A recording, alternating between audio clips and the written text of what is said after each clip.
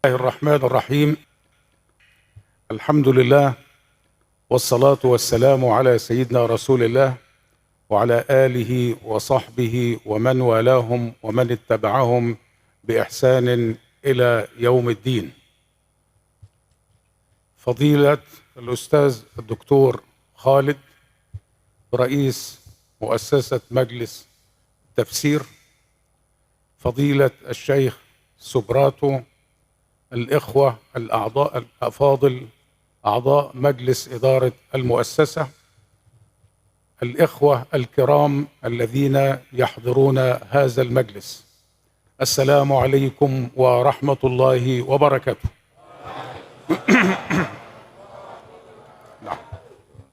Bismillahirrahmanirrahim.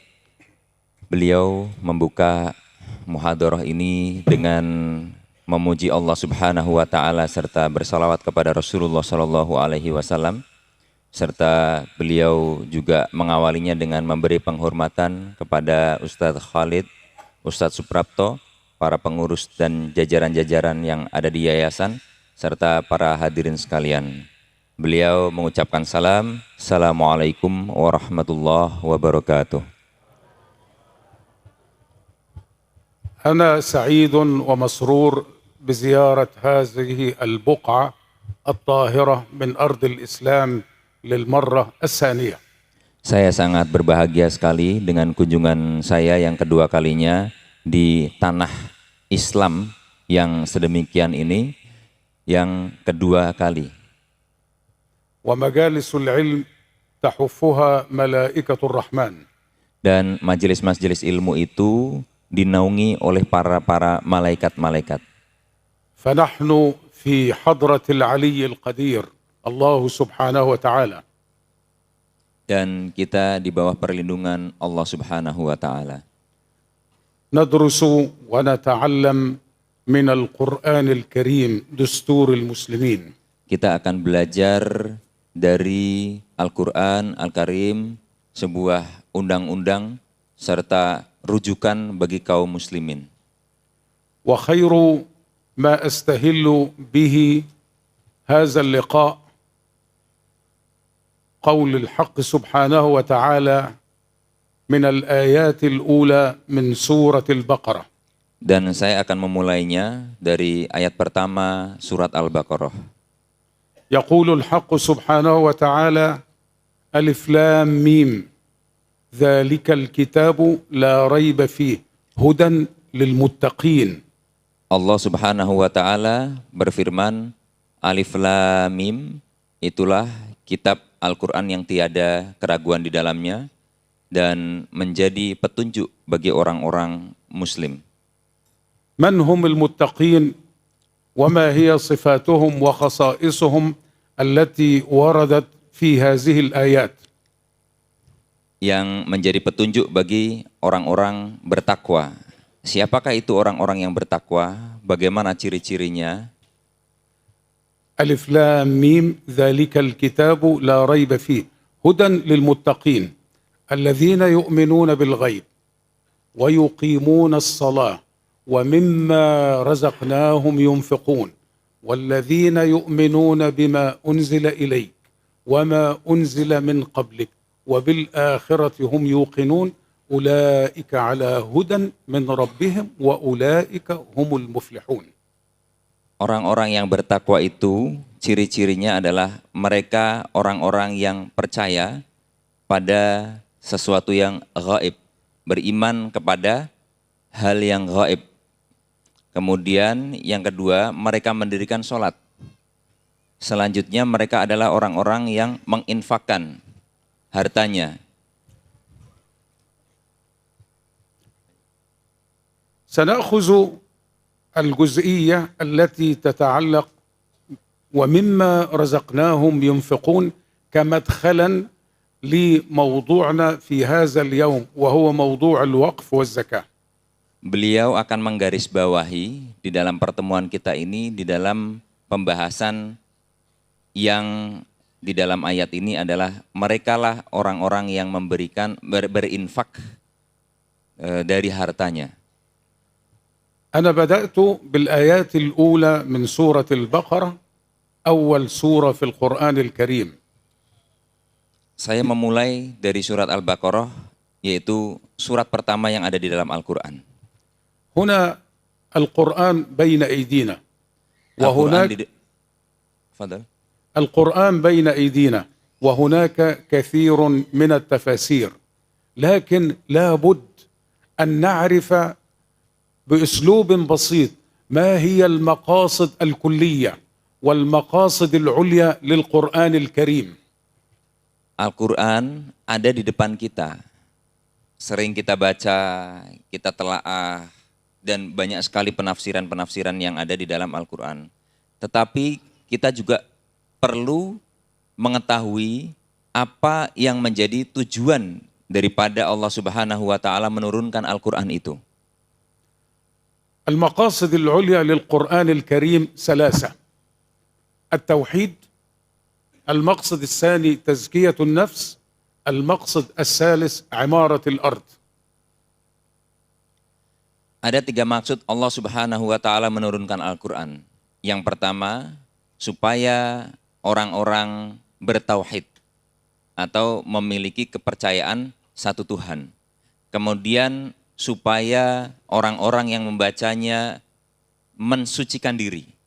Kemudian yang ketiga, supaya dengan Al-Quran itu orang-orang bisa turut serta untuk membangun bumi. هذه المقاصد الكلية أو العليا للقرآن الكريم كيف نحققها في الحياة الدنيا؟ كيف نحققها في الحياة الدنيا؟ هناك 3 وسائل لذلك. الوسيلة الأولى وهي الإيمان، والوسيلة الثانية وهي العلم، والوسيلة الثالثة وهي العمل. وسوف أشرح كل نقطة من هذه النقط بتفصيل موجز. Supaya kita bisa mencapai daripada tujuan-tujuan Al-Quran ini diturunkan, maka kita harus mengetahui cara bagaimana mengimplementasikannya. Yang pertama, yaitu kita perlu menggunakan iman. Yang kedua, perlu dengan ilmu. Dan yang ketiga, perlu dengan amal. Sehingga tauhid, tazkiyah, dan imaratul ard, ketiga tujuan Al-Quran itu bisa tercapai. إذا تكلمنا عن المقصد الأول وهو مقصد التوحيد، يقول الله سبحانه وتعالى في كتابه الكريم: إن الله لا يغفر ما يشرك به ويغفر ما دون ذلك لمن يشاء. الشرك بالله خطيئة كبرى تخرج المسلم من ملة الإسلام ويكون والعياذ بالله كافرا. Kita mulai dari tujuan tauhid. Maka Allah Subhanahu wa Ta'ala berfirman, sesungguhnya Allah Subhanahu wa Ta'ala mengampuni seluruh dosa kecuali dosa syirik. Maka kita harus menjauhi dosa-dosa syirik itu, karena syirik menjauhkan kita dan bahkan mengeluarkan kita dari keimanan. والمقصد الثاني وهو تزكية النفس لقوله تعالى: ونفس وما سواها فألهمها فجورها وتقواها قد أفلح من زكاها وقد خاب من دساها.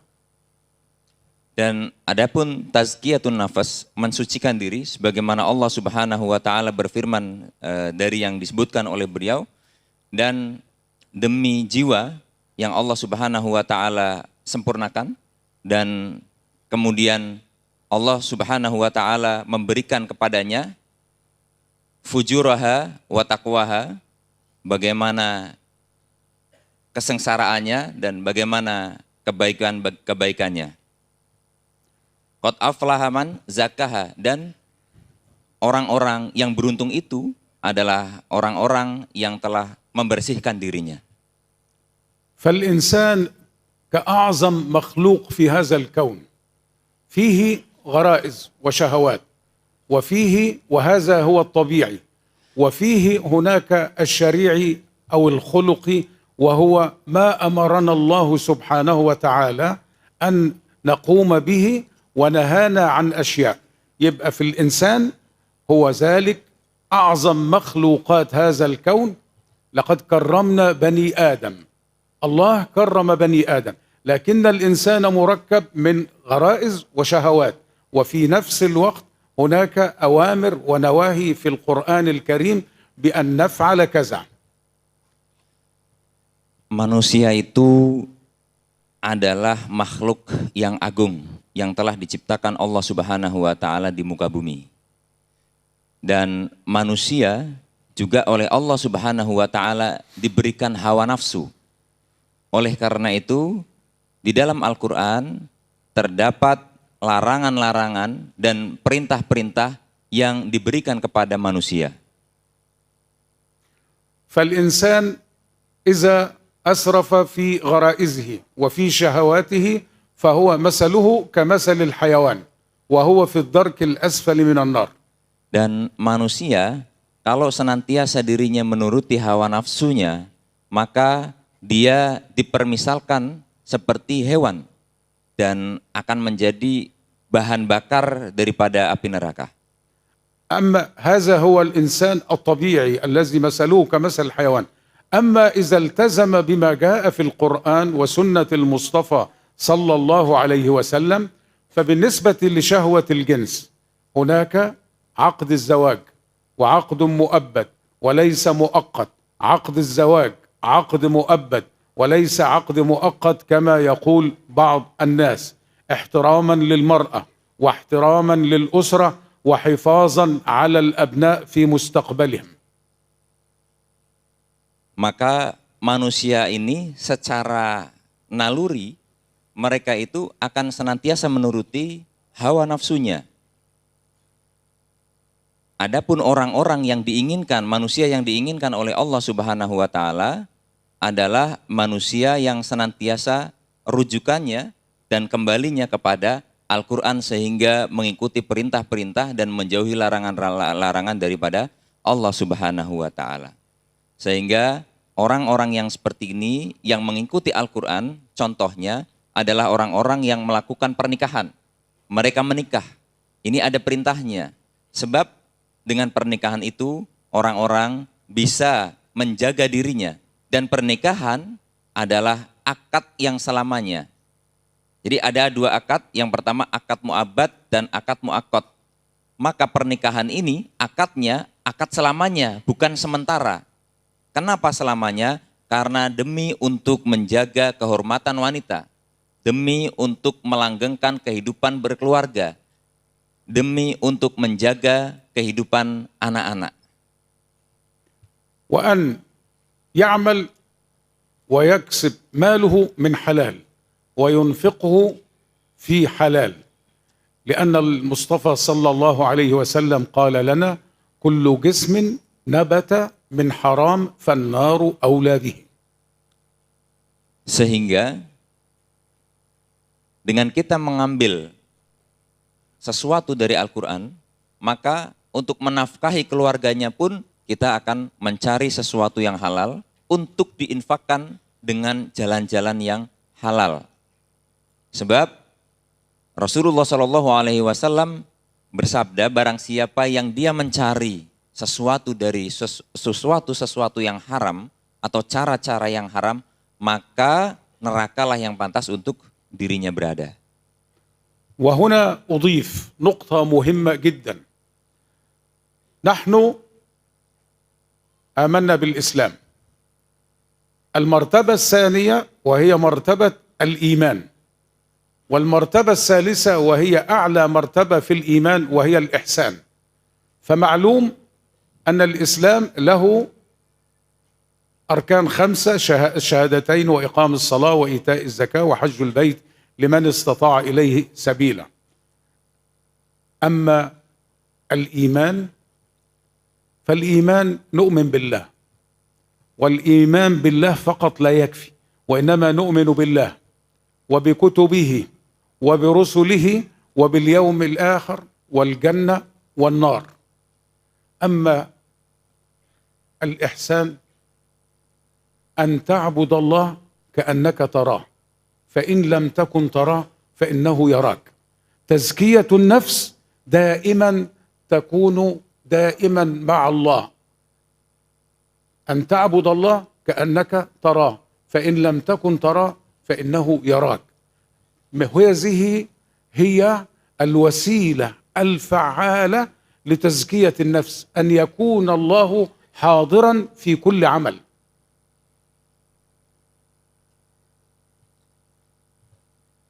Beliau menyampaikan bahwa kita ini sudah berislam. Di antara rukun Islam itu syahadat, sholat, puasa, zakat, dan haji bagi mereka yang mampu. Kemudian kita juga orang-orang yang beriman. Di antara keimanan atau zat sesuatu yang kita percayai adalah Allah. Beriman pada Allah saja tidak cukup. Maka di antara rukun iman itu ada iman kepada Allah, kepada kitab-kitab Allah, kepada Rasul-Rasul Allah, kepada para malaikat Allah, kepada qada dan qadar, serta kepada hari akhir. Dan yang ketiga, di situ ada ihsan. Ihsan adalah anta'budallah ka'annaka tarahu, fa illam takun tarahu, fa innahu yaraka. Jadi kita ini menyembah kepada Allah seolah-olah kita melihat Allah Subhanahu wa ta'ala. Namun jika kita tidak bisa melihat Allah Subhanahu wa ta'ala, maka yakinlah sesungguhnya Allah Subhanahu wa ta'ala melihat kita. Maka inilah tazkiyatun nafas, yaitu mensucikan diri. Sebab dengan kita berlaku ihsan, maka kita meyakini dan menghadirkan Allah Subhanahu wa ta'ala terus selalu berada di dekat diri kita. تكلمنا عن المقصد الأول وهو التوحيد، والمقصد الثاني وهو تزكية النفس. أما الآن سنتكلم عن المقصد الثالث من المقاصد الكلية والعليا للقرآن الكريم، وهو عمارة الأرض، لقوله تعالى: هو أنشأكم من الأرض واستعمركم فيها. Kita telah membahas dari tujuan-tujuan syariat itu. Yang pertama tauhid, yang kedua pensucian jiwa, dan yang ketiga membangun atau menyuburkan bumi. Dalam poin yang ketiga ini, Allah Subhanahu wa ta'ala telah berfirman, dialah yang telah menciptakan engkau dari bumi, maka dialah juga yang memintamu untuk memakmurkannya. وعمارة الأرض لها أنواع مختلفة. عمارة الأرض اجتماعيا من خلال تزاوج آدم وحواء وإنجاب أطفال وتكوين أسرة، وأيضا عمارة المساجد كما نرى عقيديا، والعمارة الأراضي الزراعية نزرعها بالأرز والفواكه والخضروات حتى يتوفر الإنتاج، نبني المصانع. العمارة هنا اجتماعية وهنا عقيدية، وأيضا بجانب عقيدية في مجال الصناعة والزراعة والتجارة. لا بد أن يعمل الإنسان لكي ينتج ما يأكله، ولا يعتمد على الاستيراد حتى لا يكون أسيرا أو عبدا لمن ينتج هذه الأشياء. Dan di antara konsep-konsep tentang memakmurkan bumi itu, yaitu ada yang kemasyarakatan. Kemasyarakatan itu kita seperti menikah. Kemudian kita memiliki komunitas. Kita saling tolong-menolong di dalam kemasyarakatan tersebut. Kemudian kita bisa membangun masjid. Kemudian kita bisa memakmurkan atau menyuburkan tanah-tanah pertanian. Kemudian kita bisa bekerja sama untuk mendirikan sebuah pabrik. Ini bentuk-bentuk daripada memakmurkan bumi, sehingga kita bisa terus survive, atau kita bisa terus tidak bersandar kepada hal lain seperti impor. Jadi kita bisa langgeng kehidupannya secara sosial. وعمارة الأرض هي جزء من العبادة، لقوله تعالى: وما خلقت الجن والإنس إلا ليعبدون. وما خلقت الجن والإنس إلا ليعبدون. ومفهوم العبادة في القرآن الكريم مفهوم واسع، لقوله تعالى: قل إن صلاتي ونسكي ومحياي ومماتي لله رب العالمين لا شريك له وبذلك أمرت وأنا أول المسلمين. Dan memakmurkan bumi itu adalah bagian dari ibadah. Sebagaimana Allah Subhanahu wa taala berfirman bahwa tidaklah diciptakan jin dan manusia kecuali untuk beribadah. Dalam sholat pun seringkali kita panjatkan doa bahwasanya sesungguhnya sholatku, ibadahku, hidupku dan matiku adalah milik Allah Subhanahu wa taala. انتهينا الآن من توضيح المقاصد العليا أو الكلية الثلاثة للقرآن الكريم: التوحيد وتزكية النفس وعمارة الأرض. ما هي الوسائل التي تحقق هذه المقاصد العليا؟ الوسيلة الأولى الإيمان، والوسيلة الثانية العلم، والوسيلة الثالثة العمل. فإذا تكلمنا عن الإيمان، الإيمان كما ورد في كثير من آيات القرآن الكريم، الإيمان بوحدانية الله وعدم الشرك به، والعصمة لا تكون لأشخاص بل العصمة للأنبياء فقط. كل إنسان، كل ابن آدم خطاء وخير الخطائين التوابون، كلنا نخطئ، إنما المعصوم هم الأنبياء. يبقى لا نشرك بالله، وإنه الأنبياء هم المعصومين، وإنه كل ابن آدم خطاء وخير الخطائين التوابون.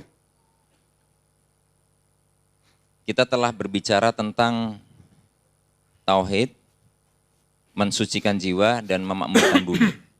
Lalu apa cara-cara untuk mencapai itu semuanya? Beliau mengulangi lagi bahwa cara-caranya adalah dengan mengimplementasikan iman, ilmu, dan amal. Iman kita kepada Allah Subhanahu wa taala, yakin tiada Tuhan kecuali Allah, dan yang kedua adalah percaya bahwa maksum yang terjaga adalah para utusan-utusan Allah, para nabi, dan tidak ada manusia yang tidak berdosa. Sebab setiap Bani Adam mereka memiliki dosa. Dan sebaik-baiknya kesalahan adalah mereka yang melakukan pertaubatan. إذن أول شيء في الإيمان عدم الشرك بالله. الثاني الإيمان بكتبه وبرسله وباليوم الآخر. هناك الحياة الدنيا وهناك الآخرة.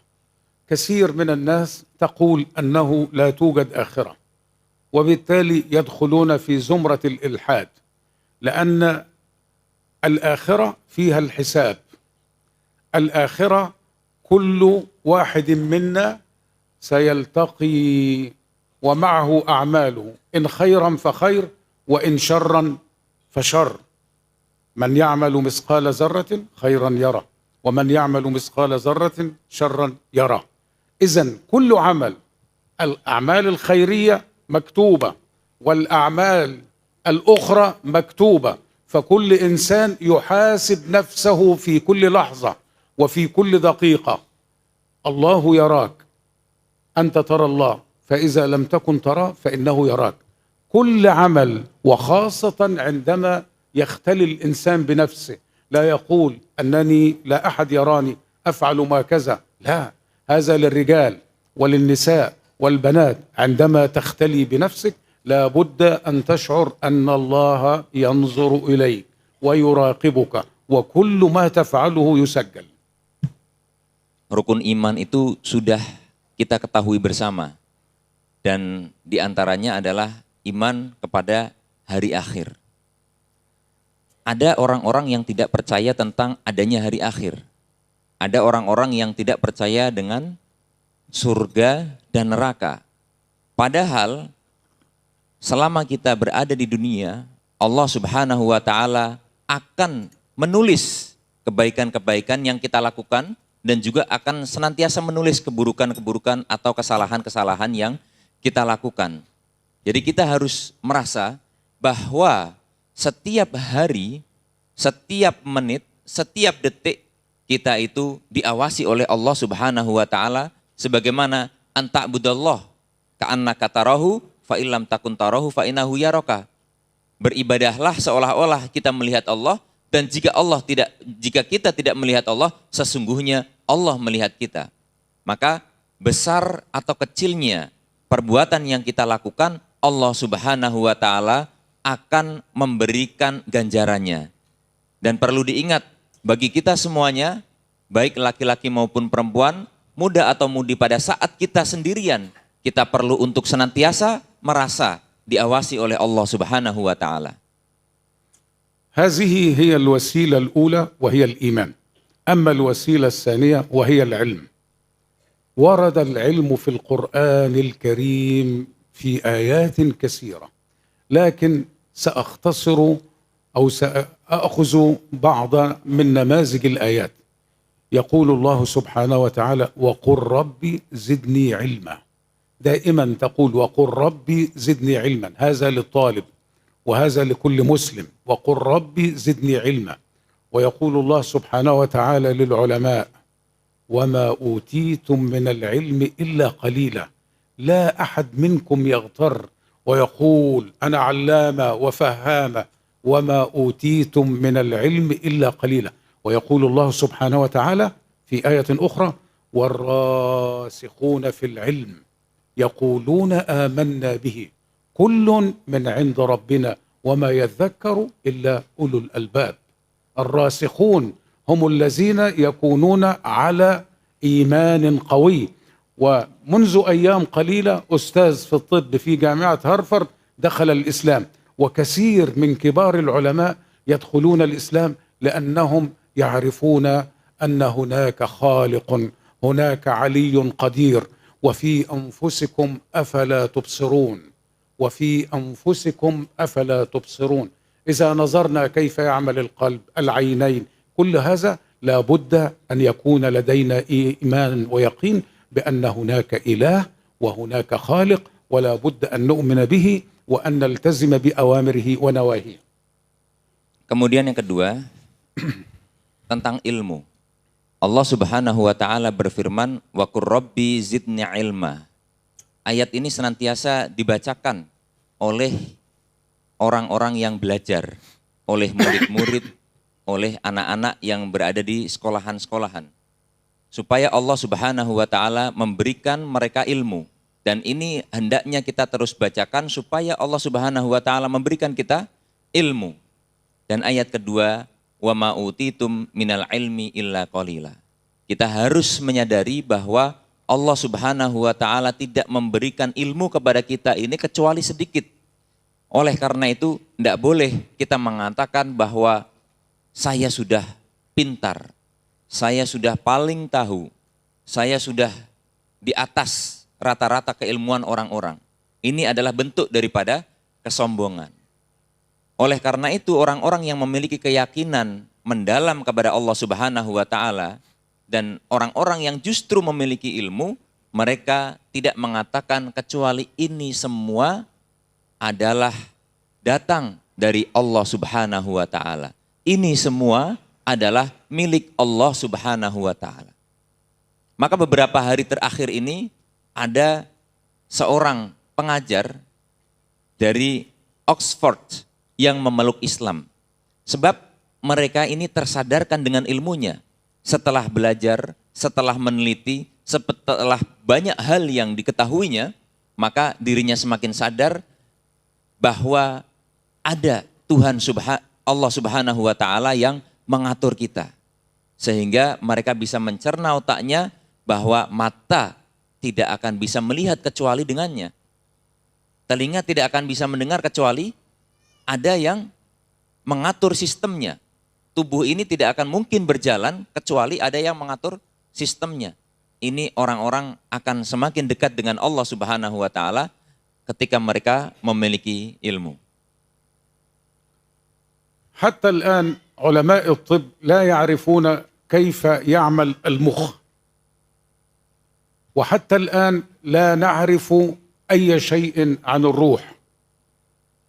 عندما يقول الله سبحانه وتعالى وفي أنفسكم أفلا تبصرون، أشياء وأسرار لم يطلع عليها العلماء حتى الآن. وأيضا يقول الله سبحانه وتعالى ويسألونك عن الروح قل الروح من أمر ربي وما أوتيتم من العلم إلا قليلا. ما زالت هناك أسرار لا نعلمها، كلما تقدمنا نتعلم شيئا. والآن في الذكاء الاصطناعي سعي الإنسان اللي هو وقل رب زدني علما، مع كل ما يسعى نجد أنه يتعلم، لكنه لا يصل إلى الحقيقة المطلقة التي لا يعلمها إلا هو. Jadi sampai sekarang peneliti-peneliti dan ahli kedokteran itu belum menemukan bagaimana mekanisme otak itu bekerja. Mereka belum menemukan bagaimana mekanisme roh itu bekerja.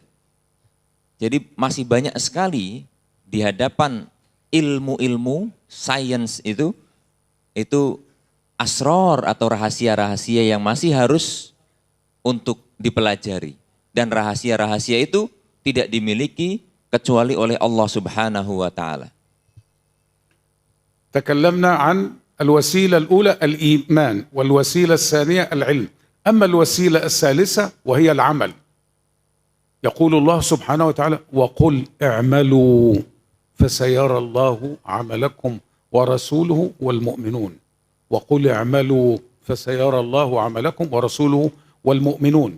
الآية هنا اعملوا وقل اعملوا، اعملوا فيها طلب أمر، وجاءت بصيغة المضارع أن العمل مستمر، مش عملتم أو ستعملون، لا، وقل اعملوا. دائما في المضارع هناك عمل مستمر، يبقى قل طلب، اعملوا عمل مستمر، وجاء بصيغة المضارع وبصيغة الجماعة اعملوا كمجموعة. لا بد أن هناك أستاذ وهناك تلاميذ، هناك إمام وهناك مأمومين، هناك مصنع هناك مدير، يبقى العمل دائما يكون جماعيا وليس فرديا. ويد الله مع الجماعة. نعم. Tadi kita sudah membahas tentang iman, ilmu, dan sekarang amal. Allah Subhanahu wa Ta'ala berfirman, wa qul i'malu fasayarallahu amalakum war rasul wal mu'minun. Ini adalah perintah dari Allah Subhanahu wa Ta'ala supaya kita terus bekerja, berkreasi, berkarya. Dan Allah meminta ini semua secara kontinu, tidak sekali berhenti. Berkarya terus secara kontinu. Kemudian karya-karya yang kita lakukan, pekerjaan-pekerjaan yang kita lakukan dicintai oleh Allah Subhanahu wa Ta'ala apabila dilakukan secara bersama-sama. Karena di situ ada wa qul i'malu yang mengindikasikan jamak. Maka Allah Subhanahu wa Ta'ala akan melihat pekerjaan kita, Rasulullah Shallallahu Alaihi Wasallam akan melihat pekerjaan kita, dan orang-orang yang mukmin akan melihat pekerjaan kita. Maka bekerja bersama-sama itu dibutuhkan. Kalau ada kiai atau ada ustadz, maka di situ ada murid. Kalau ada pabrik, maka di situ ada mudir atau manajernya. Kalau ada sekolah, maka di situ ada guru dan siswa. الآن تكلمنا عن المقاصد العليا للقرآن الكريم، التوحيد وتزكية النفس وعمارة الأرض، ثم الوسائل التي تحقق ذلك الإيمان والعلم والعمل. خلاصة هذا الكلام أن الحياة عقيدة وجهاد واجتهاد. فالعقيدة التي قلناها الإيمان بالله وأن نعلم الأحكام وأن نعمل بها، عقيدة وجهاد. كلمة جهاد جاءت من الجهد، بذل الجهد. فإذا كان الجهاد بدنيا في الزراعة وفي الصناعة وفي كذا فهو جهاد، والجهاد ليس بمفهومه كما قال المصطفى صلى الله عليه وسلم رجعنا من الجهاد الأصغر إلى الجهاد الأكبر، جهاد الحياة، جهاد الإحسان إلى الزوجة، جهاد الإحسان إلى الأبناء، جهاد العمل، جهاد أن تكون إندونيسيا دولة قوية وعظيمة وتكون من مجموعة 20 اقتصاديا، لا تكون من الأوائل. أيضا هنا الجهاد جهاد في كل نوع نعمل بإتقان، وفي نفس الوقت يكون اجتهادا للعلماء. فهناك الآن بسبب اجتهاد العلماء في الغرب وصلوا الآن إلى الذكاء الاصطناعي، بسبب الاجتهاد وصلوا إلى الفضاء، بسبب الاجتهاد يستنبطون الأحكام التي تناسب العصر. Beliau setelah menjabarkan tadi poin-poin semuanya itu memberikan inti bahwa hidup ini adalah akidah, jihad, dan ijtihad. Akidah, jihad, dan ijtihad. Akidah ini kepercayaan kita, keyakinan kita. Sementara jihad adalah kesungguhan kita di dalam melakukan sesuatu. Maka Rasulullah SAW bersabda, kita telah kembali dari jihad yang kecil menuju jihad yang besar. Jihad yang besar ini apabila kita melakukan sesuatu kebaikan dengan sungguh-sungguh dan kesempurnaan. Seperti misalkan kita memakmurkan tanah supaya bisa untuk pertanian, ladang pertanian. Ketika kita bekerja, ketika kita menafkahi keluarga, ini bagian daripada jihad. Dan yang ketiga, ijtihad. Ijtihad ini yang membentuk kemajuan-kemajuan orang-orang yang ada di barat dengan usaha-usaha dan upayanya sehingga memiliki kemajuan seperti sekarang ini. Munculnya teknologi-teknologi baru karena mereka belajar, meneliti dan lain sebagainya. Dan adanya kemajuan-kemajuan itu tidak akan bisa tercapai kecuali dengan ijtihad. إذن الجانب العقيدي الحمد لله قمنا بتغطيته. أما الموضوع الذي نريد أن نعرف في موضوع الإنفاق ومما رزقناهم ينفقون، لقد تحدث القرآن الكريم عن الإنفاق ولم يتكلم عن الكسب، لأن الله خلق لنا كل الموارد، البحار والأنهار والأراضي، وهي صالحة للزراعة والاصطياد وكذا، كل الموارد خلقها، سخر لنا من كل الأشياء. لكن المطلوب منا وقل اعملوا فسيرى الله عملكم ورسوله والمؤمنون.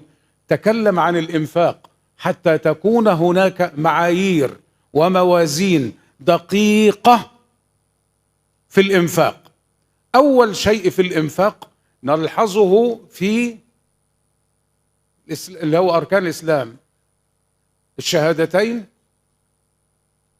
شهادة أن لا إله إلا الله وأن سيدنا محمد رسول الله، وإقامة الصلاة، وإيتاء الزكاة. الزكاة هي الركن الثالث من أركان الإسلام، وفرضت في السنة الثانية من الهجرة. وإنكار الزكاة إنكار لمعلوم من الدين بالضرورة، يخرج من ملة الإسلام إلى دائرة الكفر. Beliau dari ayat yang tadi disampaikan di awal, kembali lagi beliau ingin menekankan tentang infak dan mereka yang menginfakkan apa yang telah diterima dari rizki-rizki Allah Subhanahu wa Ta'ala kepada dirinya. Di antara infak ini adalah zakat.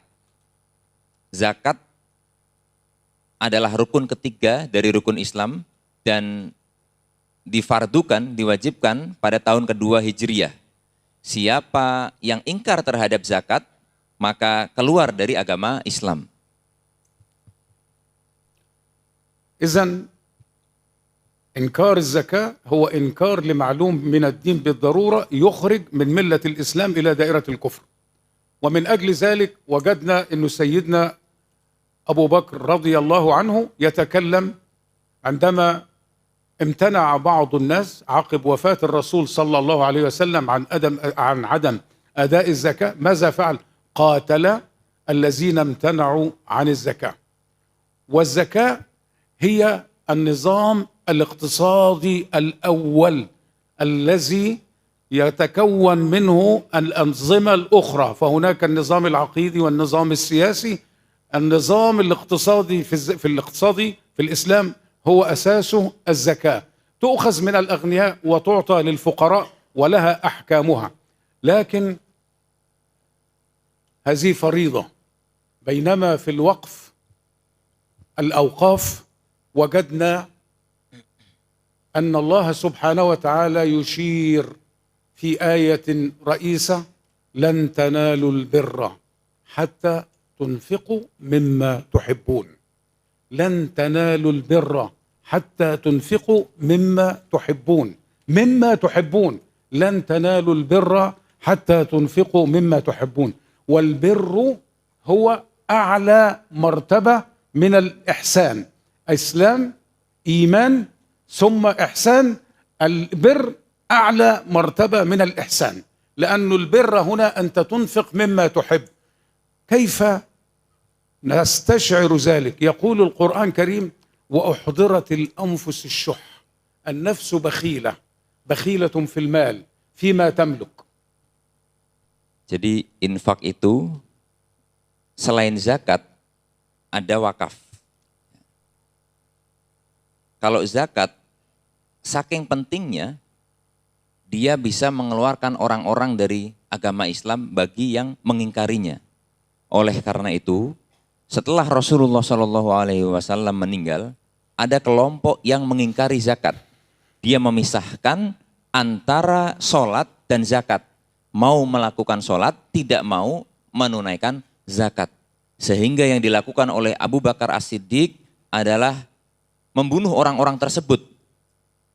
Ya, menumpas orang-orang yang demikian karena ini akan berbahaya kepada keberlangsungan Islam setelahnya.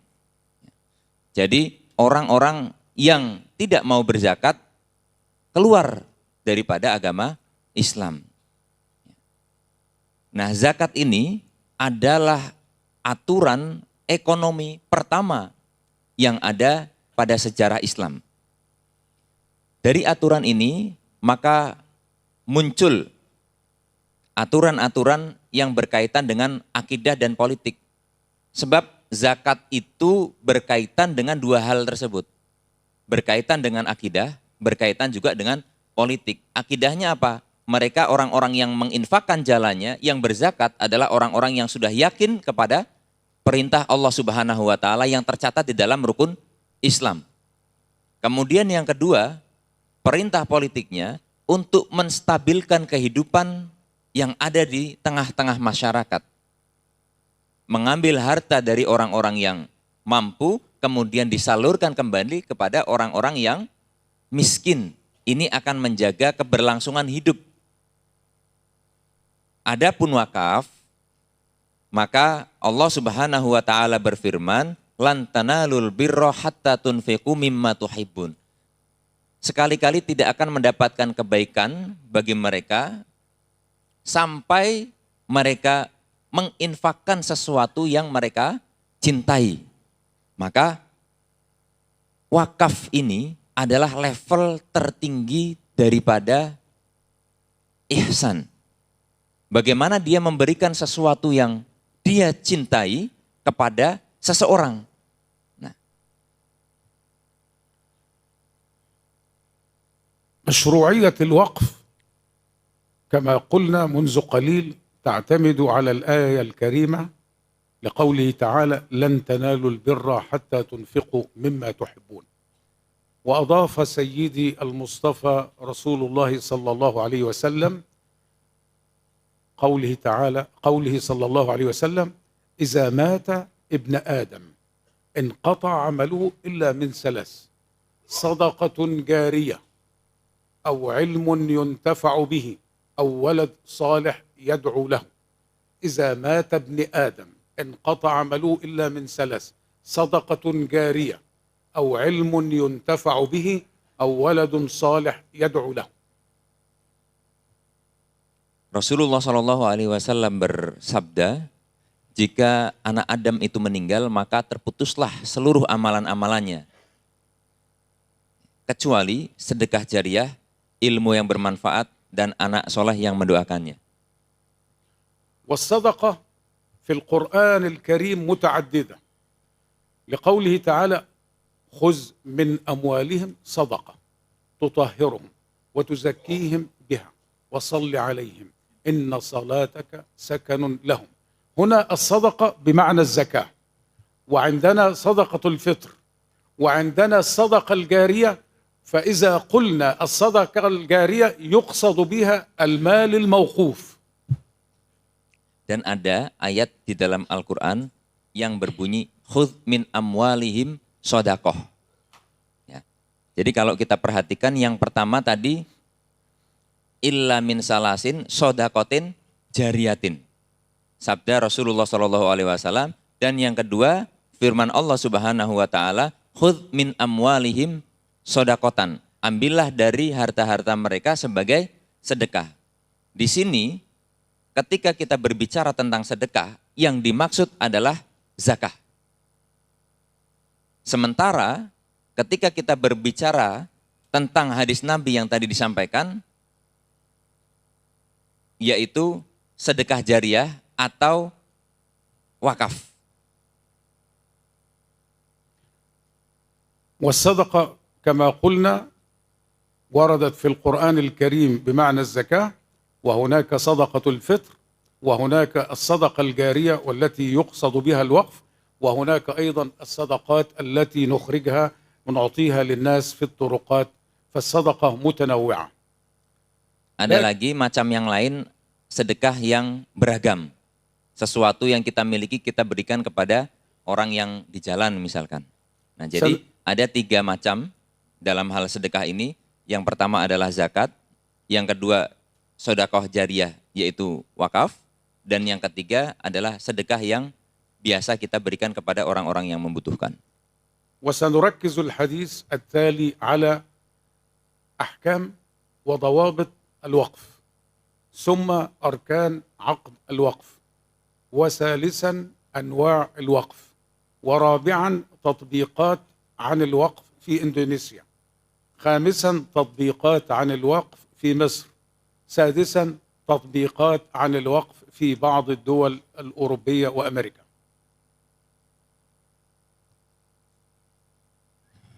Beliau ingin membahas dalam hal wakaf ini, ya, diantaranya hukum-hukum, kemudian rukun-rukun wakaf, kemudian macam-macam wakaf, serta implementasi wakaf, baik di Indonesia, di Mesir, dan di beberapa negara-negara yang lainnya. فالوقف عرفه الفقهاء أو مفهوم مصطلح الوقف هو حبس الأصل وتسبيل الثمرة. Wakaf itu bagi pendapat para ulama ya, adalah menahan al-asl aslinya, kemudian mendistribusikan hasilnya. هذا لمن قال من العلماء بأن عقد الوقف عقد مؤبد. Ini yang disampaikan oleh kepada ulama karena mereka percaya bahwa wakaf ini adalah akad wakaf ini adalah akad mu'abbad atau akad yang selamanya. وهناك الوقف في الاجتهاد المعاصر لمجمع الفقه الإسلامي الدولي، وأيضا لمجمع البحوث الإسلامية في مصر، والمؤتمرات التي نظمتها الجامعة أم القرى والجامعة الإسلامية بالمدينة المنورة ورابطة الجامعات الإسلامية ومركز الاقتصاد الإسلامي بجامعة الأزهر أجازوا الوقف المؤقت وأجازوا أنواع حديثة لم تكن قديما. Dan bagi ulama-ulama kontemporer yang kekinian serta bersandar pada ijtihad-ijtihad, muktamar-muktamar, dan riset-riset yang telah dilakukan oleh para ahli-ahli fikih, ada saat ini bisa difahami wakaf juga bisa dilakukan secara muakkad atau temporer. Kalau yang dulu percaya bahwa akad ini harus selamanya akadnya, yang sekarang bisa dikembangkan lagi akad wakaf dengan akad temporer atau sementara. لكن العلماء وضعوا ضوابط. Tapi ada aturan-aturannya yang temporer itu. الضابط الأول أن الوقف إذا كان على المساجد يكون وقفا مؤبدا، وإذا كان على المقابر يكون وقفا مؤبدا، وإذا الوقف صدر به حكم قطعي لا يجوز الاستئناف أو الطعن فيه، خلاص هذا يكون وقف مؤبد ولا يجوز الرجوع فيه. Nah, aturan-aturannya ya. Jadi para ulama-ulama menggarisbawahi, mengatur tentang wakaf. Yang wakaf abadi seperti apa, yang temporer seperti apa. Kalau wakafnya wakaf masjid, berarti itu wakafnya wakaf abadi. Kalau wakafnya wakaf kuburan, tanah dijadikan kuburan, maka wakafnya wakaf abadi. Sebab enggak boleh digusur. والآن نتكلم عن عقد الوقف. عقد الوقف يتكون من 4 أركان. الركن الأول الواقف، وهو الرجل الذي أوقف جزء من ماله، والثاني الموقوف عليهم أي الذين يستفيدون من الوقف، والركن الثالث المال المحل الوقف، الركن الرابع صيغة عقد الوقف.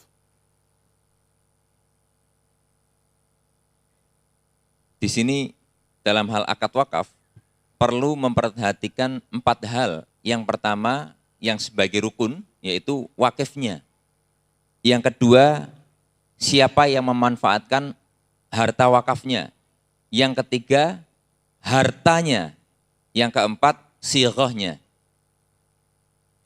فبالنسبة للركن الأول للواقف لابد أن يكون مسلما حرا وماله من حلال ليس من حرام. المال الذي يتم وقفه لابد أن يكون مال من حلال.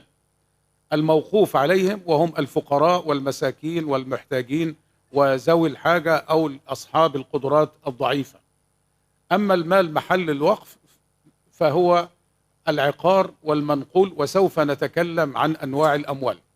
أما صيغة الوقف فهو لابد أن يقول الرجل لقد أوقفت قطعة الأرض هذه لمؤسسة مجلس التفسير أو لنهضة العلماء أو للجمعية المحمدية أو للجامعة الإسلامية في جاكرتا. لابد أو يقول أنا أوقفت هذا المال على أولادي وأحفادي.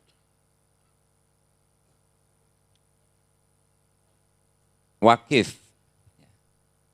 Syaratnya wakif itu dia harus muslim dan hur atau merdeka.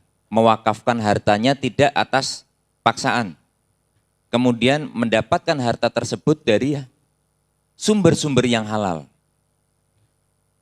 Adapun yang memanfaatkan harta wakaf, orang-orang miskin, kaum muslimin, kemudian mereka orang-orang yang lemah, mereka orang-orang yang membutuhkan dan lain sebagainya.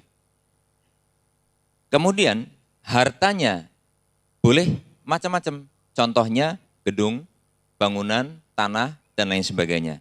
Sighahnya atau kata-katanya, ikrarnya seorang wakif harus mengatakan saya mewakafkan tanah ini kepada misalkan Majelis Tafsir Al-Quran atau kepada Nahdlatul Ulama atau kepada organisasi Muhammadiyah atau saya mewakafkan untuk anak-anak saya. Nah, beliau nanti akan menjelaskan tentang ini secara lebih detail lagi. بعد أن انتهينا من أركان عقد الوقف ال4 ننتقل إلى أنواع المال الموقوف. النوع الأول وهو العقارات، وهو إما أن يكون أراضٍ زراعية أو أراضي للمباني أو مباني. هذه العقارات النوع الأول. النوع الثاني المنقول مثل السيارة، مثل جهاز الكمبيوتر أو اللابتوب أو الماكينات والآلات. النوع الثالث وهو النقود الروبيات. النوع الرابع وهو المنافع. والنوع الخامس وهو الحقوق. وسنتكلم عن كل واحد منهم بالتفصيل. Dari segi hartanya atau dari segi barang yang diwakafkan itu ada bisa bermacam-macam. Yang pertama akorot atau barang yang tidak bergerak. Gedung, rumah, tanah, dan lain sebagainya. Kemudian barang yang bergerak, mobil, laptop bisa diwakafkan. Kemudian kamera, handphone, sesuatu yang bisa bergerak. Yang ketiga, bisa wakaf dengan harta atau uang. Ya. Uangnya diwakafkan untuk dimanfaatkan uang itu. Kemudian mewakafkan manfaat. Kemudian mewakafkan hak-haknya. Nah, nanti akan dijelaskan beliau secara detail. أول نوع اللي هو العقارات تشمل الأراضي الزراعية. شخص يوقف أرض زراعية لبناء مدرسة أو معهد 5 هكتار 6 هكتار، أو أرض مباني مثلا في مدينة يوقفها لوقف للبناء عليها، أو مبنى وهذا المبنى يوقفه. والوقف هنا يخرج من ذمة الواقف إلى ملك الله تعالى.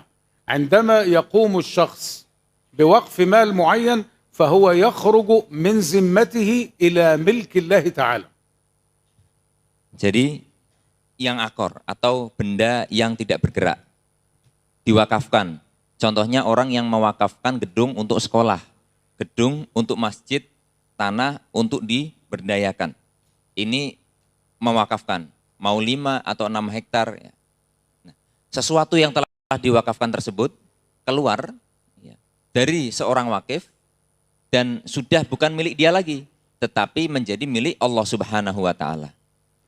ومن وقف المنقول أبرز صوره أن شخص يأتي ويقوم بفرش مسجد من المساجد بالسجاد ويقيم المنبر، هذا منقول. أما أرض المسجد عقار والمبنى عقار، وأيضا يعطيه مثلا بعض الآلات والكاميرات والأشياء، هذا من المنقول. Nah, di antara barang yang bergerak itu dijelaskan lagi, kalau kita wakaf karpet, nah ini berarti wakaf barang harta tidak bergerak, harta bergerak. Wakaf mimbar berarti kita wakaf barang yang bergerak. Jadi barang-barang itu bisa dipindah dari suatu tempat ke tempat yang lainnya. أما النوع الثالث وهو النقود، فأنا يمكن أن وأنت تتبرع بأي مبلغ من النقود، أي مبلغ كان في الماضي الوقف يقوم به الأغنياء، أراضي زراعية أو أراضي للمباني. الآن نريد أن يشارك المجتمع كله صغيره وكبيره في الوقف، بحيث أنه يمكن أن يتبرع مثلا ب10,000 روبية 20,000 روبية لمشروع معين. هنا أولا سنأخذ ثوابا كبيرا. الزكاة أنت ستدفع الزكاة لأنها فريضة، الزكاة ستدفعها لأنها فريضة، وإذا لم تدفعها فهنا تكون يعني دخلت في دائرة أخرى غير دائرة الإسلام. إنما حتى تنال البر وحتى تجد أن الله يغفر لك من ذنوبك فأنت تتبرع بمال من أجل الوقف، من أجل إنشاء مدرسة، من أجل إنشاء مستشفى، من أجل كفالة تلميذ، تعليم تلميذ في معهد. Yang ketiga, wakaf uang.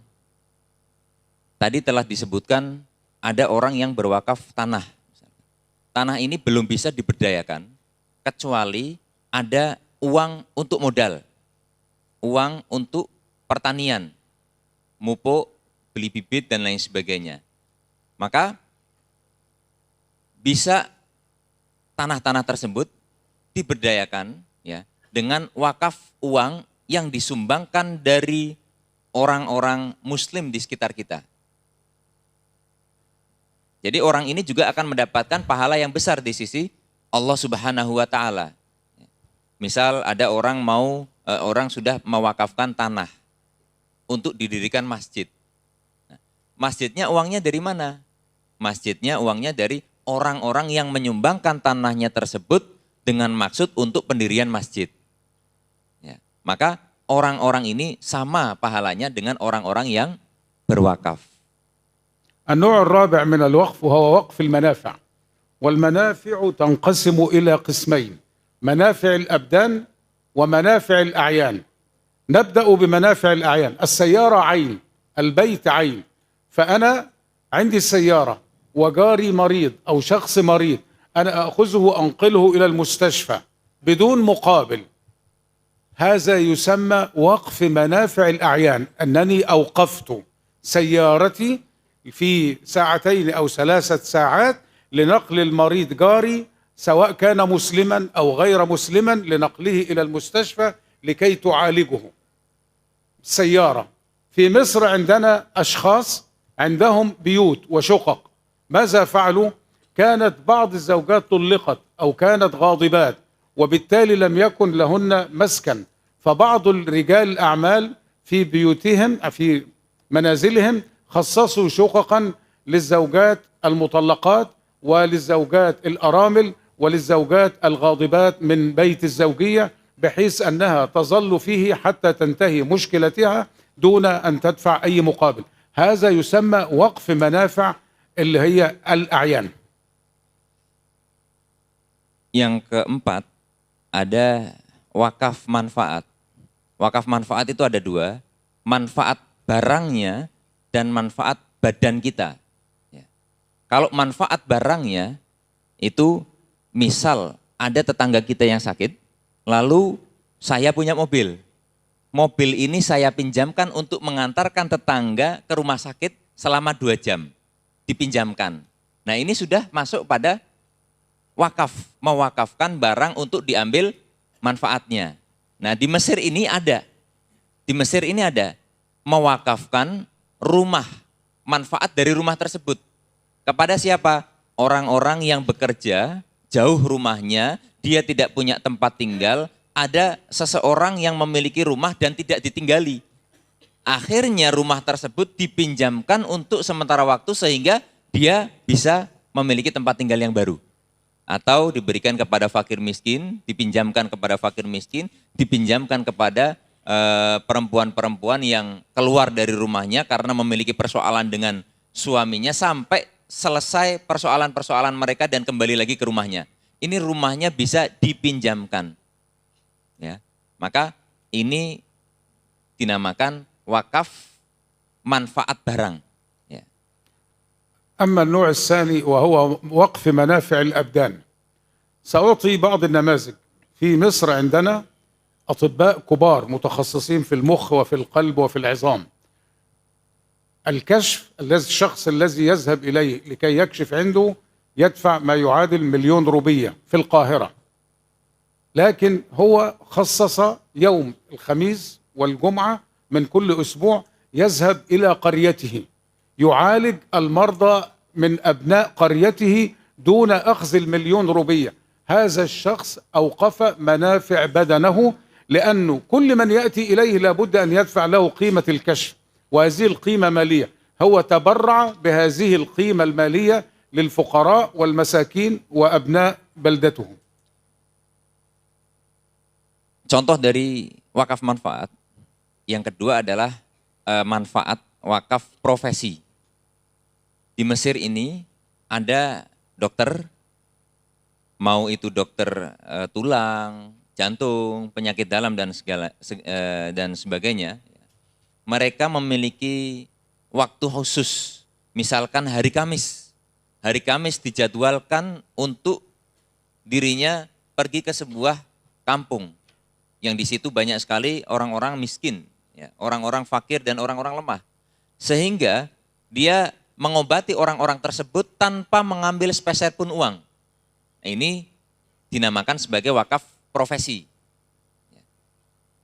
Sehingga orang-orang yang lemah tersebut bisa mendapatkan manfaat dari profesi orang yang datang. Mau sebagai dokter, mau sebagai guru, mau sebagai profesi-profesi yang lainnya. هذا على الطبيب والمهندس والمحاسب انه يعمل دون مقابل، هذا يعتبر وقف منافع الابدان. Jadi seperti insinyur, arsitek, kemudian akuntan, ketika dia khidmah, ketika dia melakukan pekerjaannya untuk kepentingan tertentu dan kebaikan-kebaikan tanpa mengambil sepeser pun dari apa yang dia lakukan, itu sudah masuk ke dalam kategori wakaf, wakaf profesi.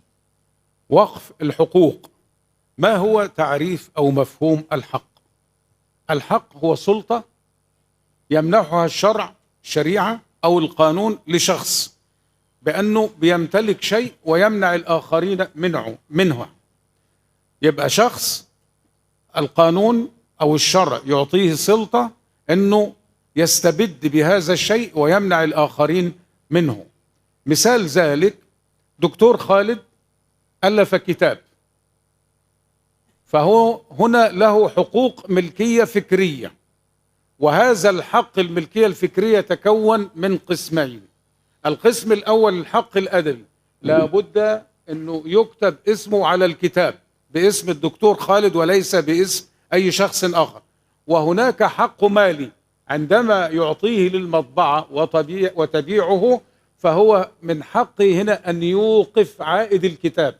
الكتاب يعطي 10 مليون روبية، هو يقول العائد لن يدخل بيتي وإنما سيتم وقفه على الفقراء والمساكين أو أي مؤسسة من المؤسسات. وهذه فرصة أن كل من يعمل بالجامعات وبالتأليف أن يخصص جزء من ماله للوقف على كفالة الطلاب الفقراء والمساكين ومحدود الدخل. Kemudian wakaf peruntukan hak. Ya. Jadi misalkan ya, di sini Dr. Khalid menulis sebuah buku. Nah, ini namanya secara ide, gagasan, ini adalah haknya beliau. Tetapi ketika diterbitkan, ditulis namanya orang lain, bisa jadi namanya beliau juga ditulis di situ.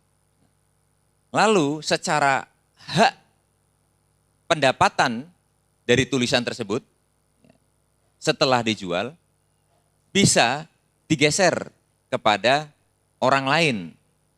Tidak 100% masuk ke dalam diri dan keluarganya.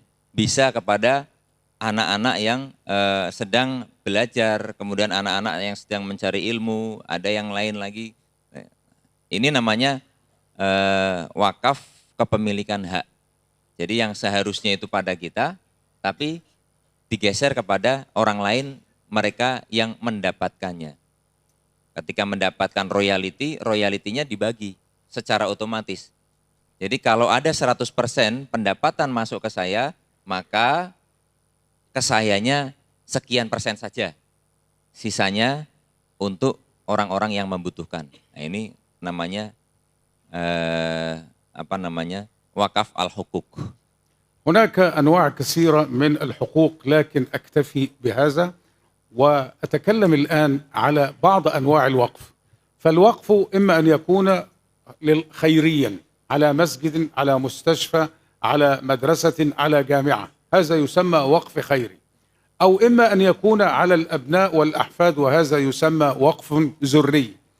وهناك نوع ثالث يسمى الوقف المشترك، الرجل يوقف على زوجاته أو زوجته وأبنائه وأولاده وقفا ذريا، ثم بعد الانتهاء من ذلك يتحول إلى وقف خيري أو تنقل الأموال إلى الخيرات.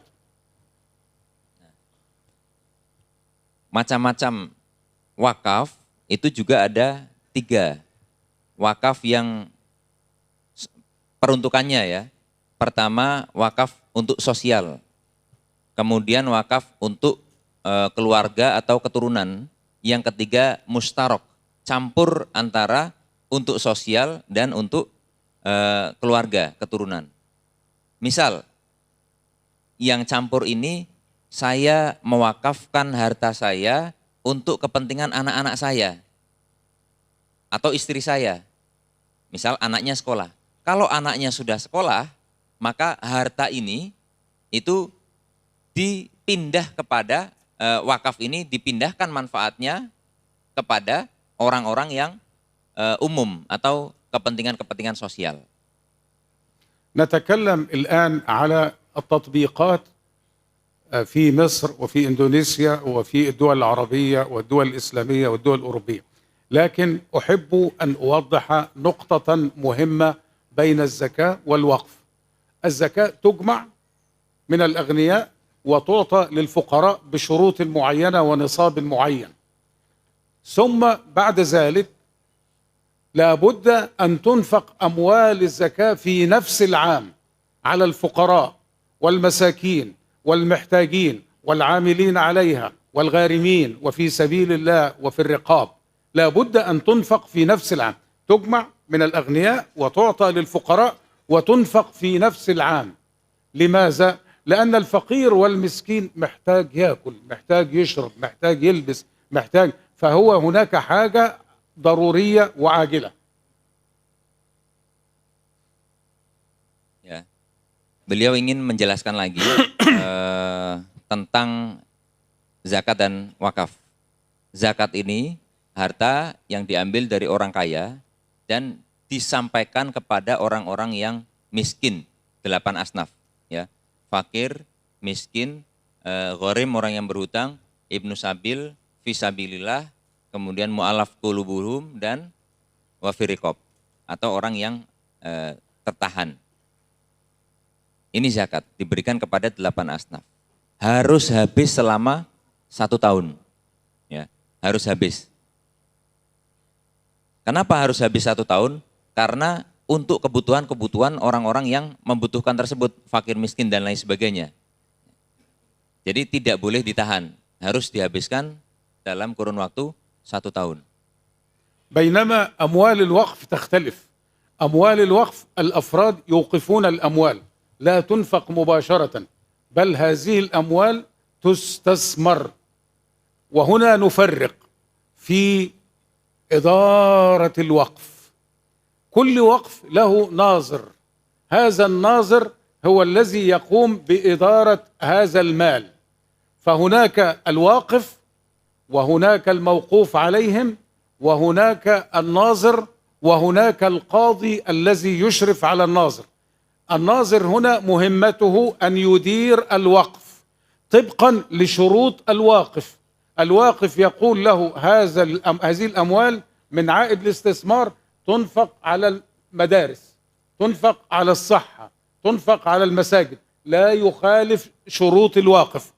لأن الفقهاء قالوا شرط الواقف كنص الشارع لا يجوز تغييره أو تبديله. Adapun wakaf itu tidak didistribusikan secara langsung, dikembangkan dulu. Ya. Jadi orang yang berwakaf, orang yang sudah mewakafkan hartanya, itu harta wakaf tersebut dikembangkan dulu. Ya. Baru nanti manfaatnya bisa diberikan kepada orang-orang yang membutuhkan atau kepada sosial. Nah, orang-orang yang telah berwakaf ini mereka tentu ada nazirnya dan juga diperlukan hakim. Nazir itu yang mengelola, ya, menerima lalu dikelola untuk dijadikan rumah sakit, dijadikan madrasah, dijadikan masjid dan lain sebagainya. Dan seorang hakim ini yang ngatur, mengawasi. وهنا علينا أن نفرق في إدارة الوقف بين أمرين. الأمر الأول أو الجانب الأول، هناك العلماء والدعاء يدعون الناس إلى وقف جزء من أموالهم، وهؤلاء يكونوا متخصصين في الشرع وفي القانون. وبعد أن يدعون الناس إلى الوقف، هذه الأموال تأتي إلى مؤسسة أو صندوق. هذا الصندوق الذي يدير ليس الشيوخ أو القانونيين، وإنما رجال متخصصين في الاستثمار يديرون هذه الأموال إدارة استثمارية. الفرق هنا كيف نراه؟ نرى أن المؤسسات الصغيرة التي تدار بدون خبراء في الاستثمار العائد على الاستثمار يكون 2% أو 3%، بينما الذي يدير أموال الاستثمار إدارة علمية نجد أن العائد يصل من 14 و15% إلى 20%. فهنا شخص محترف يستطيع أن يدير أموال الوقف إدارة علمية طبقا لأساليب الاستثمار والتمويل. Maka dalam wakaf itu diperlukan 3 komponen. 3 komponen, yang pertama ulama. Ulama ini yang memiliki tanggung jawab dalam pengembangan literasi wakaf. Setelah mereka mengajak orang-orang berwakaf, nah, ya, selanjutnya di situ ada ahli yang memanage harta wakaf, baik ahli dari dalam bidang syariatnya maupun ahli dalam bidang undang-undangnya. Kemudian yang ketiga profesional, orang-orang yang memiliki kapasitas khusus di dalam pengembangan harta-harta wakaf atau harta-harta yang telah diinvestasikan. Jadi ada tiga, pertama ulama, kedua seorang ahli dalam bidang syariat dan undang-undangnya, kemudian yang ketiga profesional. Jadi yayasan-yayasan atau institusi-institusi yang besar itu kebanyakan karena mereka bersinergi antara tiga komponen ini. Jadi tidak lagi kiainya yang sudah ulamanya yang sudah mengembangkan literasi dan mengajak orang-orang untuk berwakaf, kemudian dia juga yang meninjau terkait dengan hukum syar'i dan perundang-undangannya, kemudian dia juga yang mengurusi tentang pengembangan harta-harta wakaf ini. Jadi perlu adanya kerjasama tiga komponen. سنتناول بعض التجارب والنماذج أولا من مصر. النموذج الأول الأزهر الشريف.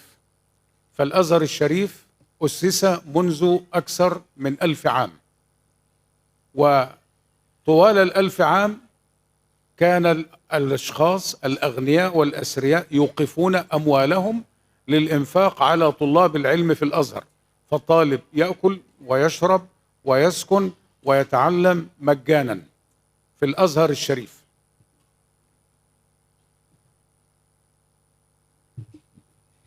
Selanjutnya kita berbicara tentang contoh-contoh implementasi wakaf. فالأزهر الشريف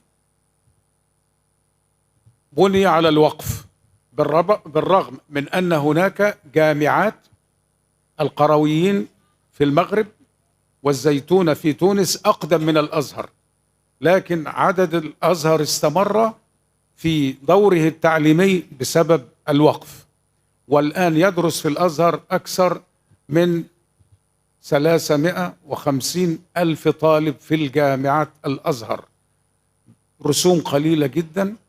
هذا غير المنح، وهنا لابد أن أشير إلى أنه الأزهر يعطي 100 دولة طلاب 100 دولة منح، ومنها إندونيسيا. إندونيسيا كلها كجمهورية تأخذ 30 منحة، زادت إلى 50، بينما معاهد دار السلام البنين يأخذون 50 منحة سنويا في الليسانس والماجستير والدكتوراه، والبنات تأخذ 30 منحة، ونهضة العلماء 30 منحة. إذن الأزهر الشريف لعب دورا مهما في الحفاظ على القرآن الكريم، الحفاظ على اللغة العربية، الحفاظ على علوم أصول الدين وعلى علوم العقيدة. عندي تجارب أخرى، لكن في المناقشات وفي الأسئلة سوف أتعرض لها. أقول قولي هذا وأستغفر الله لي ولكم، ولا أقول الآن يعني السلام عليكم، لكن إن شاء الله السلام في ختام هذا اللقاء. يعني نفتح باب المناقشة. تفضل. Jadi contoh yang lembaga-lembaga yang telah mengimplementasikan wakaf itu seperti Al-Azhar, Universitas Al-Azhar di Mesir. Nah, alumni-alumninya itu produk wakaf. Karena di Al-Azhar, di sana itu belajar gratis, ya kan? Bagi mereka yang tinggal di asrama, maka makannya gratis, kontraannya gratis, semuanya gratis. Berangkat, dapat beasiswa, berangkat, kemudian pulang juga gratis. Di Al-Azhar ini berdiri sudah 1000 tahun. Maka ada 350.000 mahasiswa di sana yang digratiskan atau disubsidi dari harta-harta wakaf yang dimiliki, aset-aset wakaf yang dimiliki oleh Universitas Al-Azhar. Ada lagi contoh-contoh beberapa lembaga-lembaga lainnya yang dia juga memberikan ya manfaat-manfaat dari wakaf-wakaf tersebut kepada para murid, siswa dan santri-santrinya. Al-Azhar itu sendiri sudah membuka beberapa peluang-peluang kerjasama, peluang-peluang beasiswa setiap tahunnya dari Kementerian Agama 30 orang, kemudian dari Gontor 50 orang, untuk yang putra-putrinya 30 orang, kemudian Nahdlatul Ulama mendapatkan kuota 30 orang. Maka pada hakikatnya Al-Azhar ini telah membantu dalam menjaga agama Islam serta menjaga Al-Quranul Karim untuk tetap dijaga dan dipelajari oleh kaum muslimin. Beliau tidak, dalam penutupan ini beliau tidak mengucapkan salam, karena beliau akan membuka pertanyaan-pertanyaan. Nanti salam di akhir, silahkan yang ingin menyampaikan pertanyaan, dipersilakan. Oke, Bapak Ibu dan Saudara. Ya. Nomor 15. Silakan, yang pertanyaan nomor 15, lanjut. Yang lain dari Putri. Ya, sementara mic nomor 15 dulu disebutkan nama dan asalnya. Silakan. Terima kasih. Assalamualaikum warahmatullahi wabarakatuh. Waalaikumsalam. Nama Dahlan dari Cabang Suruh, Kabupaten Semarang. Yang ingin kami sampaikan yang pertama, yaitu nama Universitas Amerika di Kairo gitu ya. Ini biografinya bagaimana? Kenapa pakai nama Universitas Amerika? Kalau di Indonesia itu ada Universitas Al-Azhar gitu. Itu yang pertama. Yang kedua, mohon ketika Ustadz menyampaikan ayat, disebutkan ayat berapa, surat apa, ayat berapa. Jadi kami bisa juga mencatatnya. Tadi kami sempat mencatat hanya 2 ayat di surat Al-Baqarah di awal, kemudian di surat Asy-Syam ayat 9, setelah itu kita ketinggalan. Itu yang kedua. Kemudian tadi disinggung mengenai kita diperintahkan untuk memelihara bumi atau memakmurkan bumi. Itu sebagai bentuk yang ketiga dari 3 hal yang tadi. Alhamdulillah di majelis kita ini sudah mencoba untuk bertani dengan syariah. Jadi mohon doa dan dukungannya. Juga kami mohon bapak-bapak yang berprofesi sebagai petani bisa untuk memulai bertani dengan syariah, di mana pupuknya disediakan dari majelis kita ini. Nanti bisa diambil di tokoku atau ditajakan di tokoku, atau mungkin kalau dari Solo Raya ini insya Allah sudah ada panitia-panitianya. Itu aja yang bisa kami sampaikan. Terima kasih, kurang lebihnya mohon maaf. Assalamualaikum warahmatullahi wabarakatuh. Waalaikumsalam.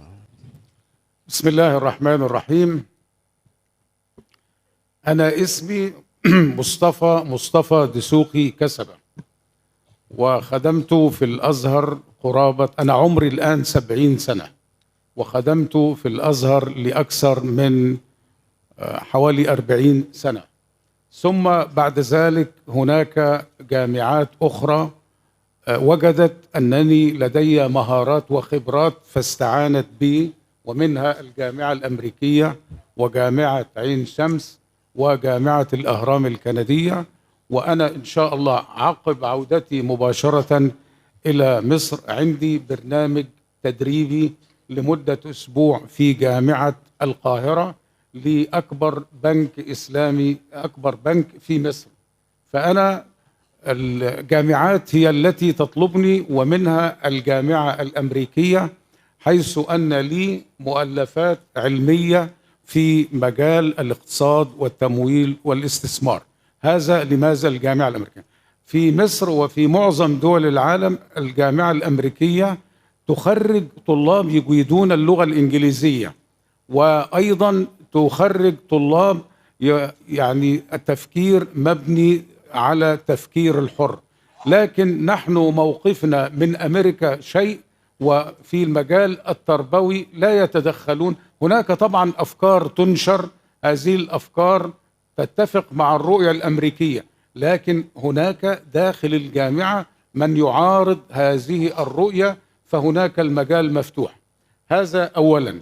بالنسبة للآيات، ذكر الآية، طبعا ذكر الآية نحن درجنا في المحاضرات أنه إذا قلنا الآية ورقمها وكذا وكذا ربما أخطئ في رقم الآية فأسبب تشويش يعني، فلذلك نحتاط أنه رقم الآية هذا يحتاج إلى جهاز كمبيوتر وأنت تستشهد بالنص، إنما يمكن أن تخطئ في رقم الآية فتسبب تشويش.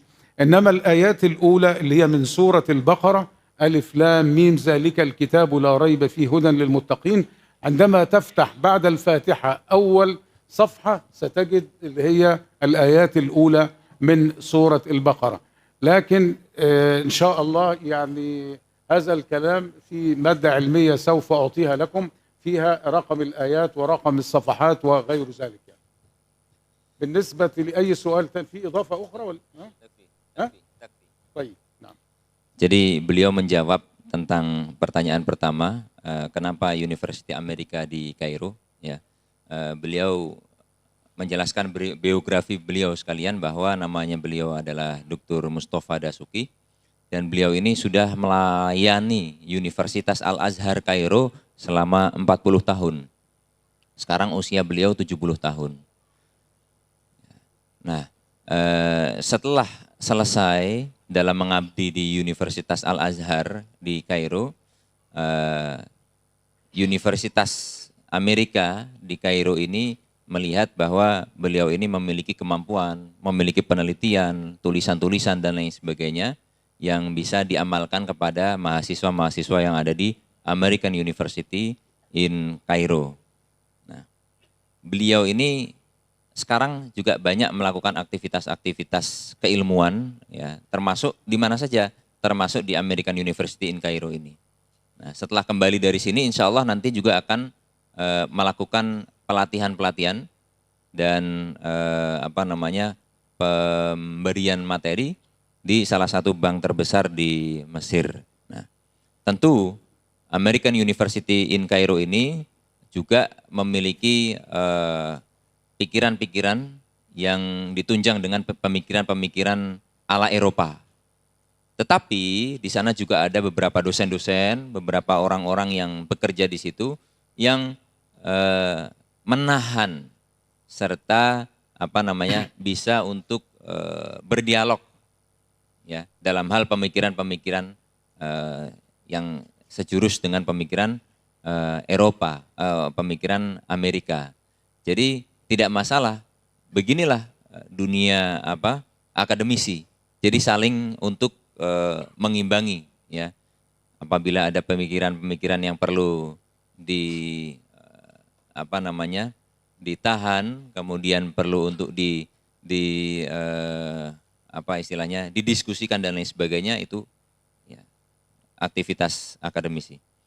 Ya. Kemudian selanjutnya beliau tidak menyebut surat dan ayat ini karena takut kalau salah sehingga nanti akan membingungkan. Ya. Nah, ayat dan surat ini insya Allah bisa kita dapatkan ketika kita di komputer atau di handphone dan lain sebagainya pada saat pencatatan. Tetapi nanti insya Allah beliau punya beberapa presentasi-presentasi yang bisa dibagikan kepada para jamaah sekalian terkait dengan apa yang beliau sampaikan barusan tadi. Terima kasih.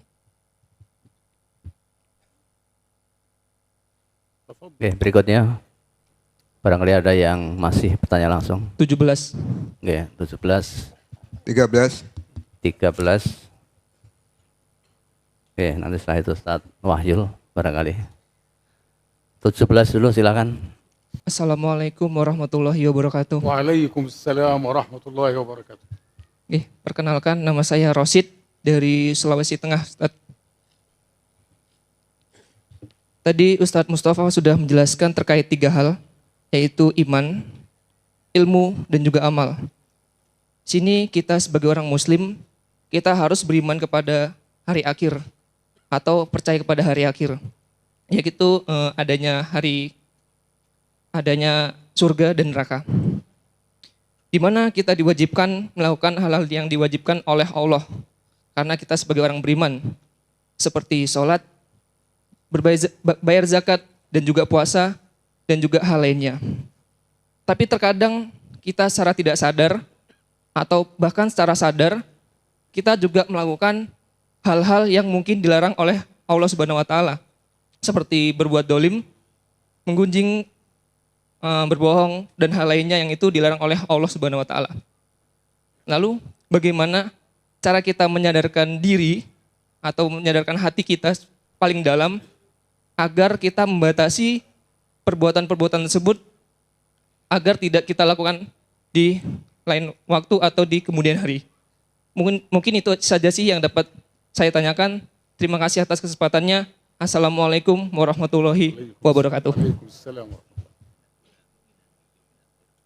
الإجابة على هذا السؤال يقول الله سبحانه وتعالى كل ابن آدم خطاء وخير الخطائين التوابون. فالإنسان بطبعه يخطئ لكن هو مطلوب منه أن يتوب.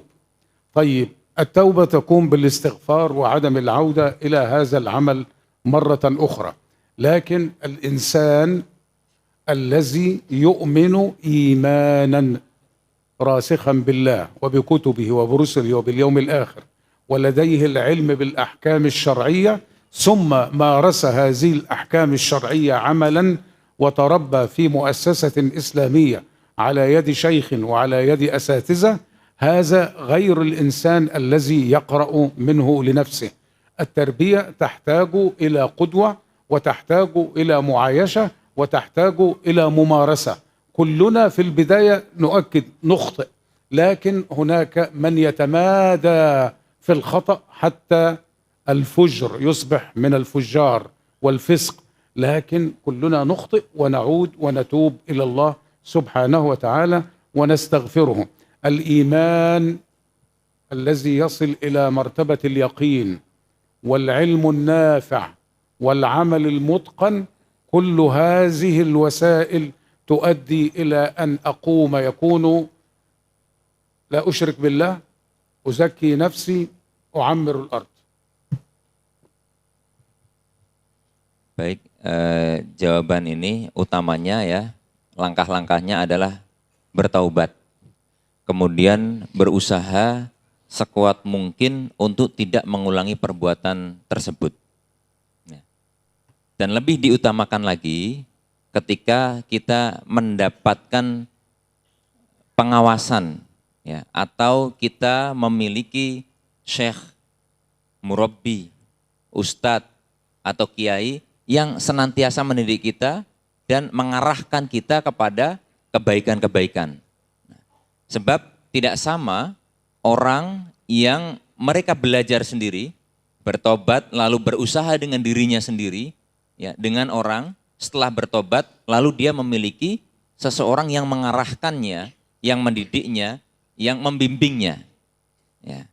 Oleh karena itu, ketika kita sudah mendapatkan syekh, pembimbing, ustadz atau kiai dan lain sebagainya, maka kita kembali lagi untuk melakukan hal-hal yang pertama, ya, yang menguatkan keimanan, hal-hal yang menguatkan keilmuan, dan hal yang menguatkan amal baik kita. Demikian.